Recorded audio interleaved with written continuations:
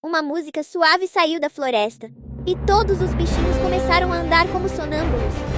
Léo ouviu o som misterioso e correu com sua capa vermelha.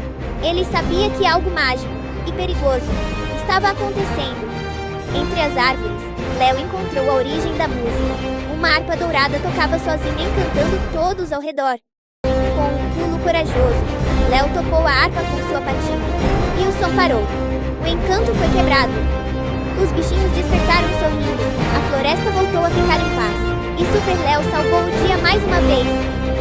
Se você curtiu mais dessa aventura do Léo, inscreva-se, curta e compartilhe.